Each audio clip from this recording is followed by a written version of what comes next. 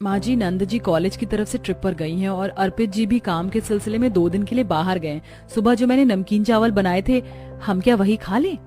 ठीक है बहू। घर में ज्यादा लोग न होने की वजह से अपने अमीर ससुराल के ऊपर रसोई में दिव्या अपनी सास के साथ दिन वाला खाना खाती है, तो वहीं उसकी गरीब दोस्त भी उसके बगल वाले घर में रहती थी, जो कि बस ग्राउंड फ्लोर था, इसलिए उसकी रसोई भी नीचे थी और कमरा भी। और आज वो अपने घर की छोटी सी रसोई में 10 लोगों का खाना बना रही होती है। काजल दीदी, मैंने पापा जी की रोटी बना दी और माँ जी की खिचड़ी भी तैयार है। उन्हें लूज मोशन हो रहे हैं ना, और जेठ जी को चावल खाने थे, इसलिए मैंने हम सब के लिए चावल बना दिए हैं। ठीक है शीतल, मैंने भी सब्जी बना ली है, मैं बस अभी सबको खाने के लिए बुलाती हूँ। इस तरह शीतल अपनी जेठानी के साथ सबके लिए खाना बनाती है और पूरा परिवार जैसे ही खाने के लिए बैठता है, तभी वहां शीतल की नंद करिश्मा अपनी 5 साल की बेटी को लेकर घर आती है। अरे दीदी, आप पिंकी के साथ इतनी रात को यहाँ? दीदी, सब ठीक तो है? कुछ ठीक नहीं है, मैं उस घर में नहीं जाऊंगी। मैं वहाँ बिल्कुल खुश नहीं हूँ। तेरे जीजा मुझे मारते हैं और मेरा पूरा परिवार चुपचाप बस तमाशा देखता है। सारी गलती मेरी है। मुझे तेरी शादी उस घर में करनी ही नहीं चाहिए थी। अब जब तक दामाद जी सुधर नहीं जाते तू यहीं रहना।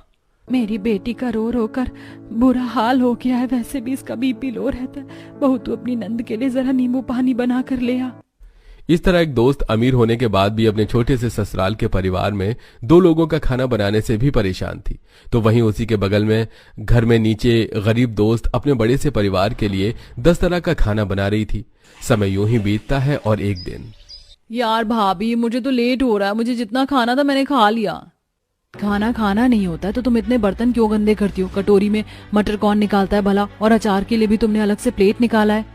तो क्या हो गया बहू, अगर 4 बर्तन गंदे हो गए तो हमारे घर में लोग ही कितने हैं जो तू इतना मुंह बना रही है काम करने में? अपनी सास की बातें सुनकर दिव्या का मुंह बन जाता है और वो चुपचाप अकेले घर के सारे काम करने लगती है। बोलने को इस घर में 4 लोग हैं, पर गंदगी ऐसे करते हैं जैसे 40 लोग हैं। कोई घर के कामों में मेरी मदद करवाता नहीं है, पर काम फैलाना सबको आता है। इस तरह दिव्या अकेले घर का सारा काम खत्म करती है। कुछ देर बाद सब्जी वाला गली में आता है और सब्जी वाले की आवाज सुनकर दिव्या सीढ़ियों से नीचे उतरकर बाहर आती है, जहां उसकी दोस्त भी सब्जी ले रही होती है। अरे शीतल, मेरा तो 4 लोग के घर में भी दिमाग खराब हो जाता है। तू भला इतने बड़े परिवार में कैसे रह रही है? तू अलग क्यों नहीं हो जाती अपने इतने बड़े परिवार से? डेली 4-5 किलो सब्जी लेती है, मेरी तरह 1 किलो सब्जी ले और 4 दिन चला। ऐसा नहीं है दिव्या, मैं खुश हूँ अपने बड़े परिवार में भी, और मैं अकेले कुछ नहीं करती। बड़ा परिवार होने का भी बहुत फायदा होता है। कभी पैसे नहीं होते तो पैसे की मदद हो जाती है, और रही घर के कामों की बात तो हम सब लोग मिलकर कर लेते हैं। इतना बोल के शीतल सब्जी लेकर घर में चली जाती है।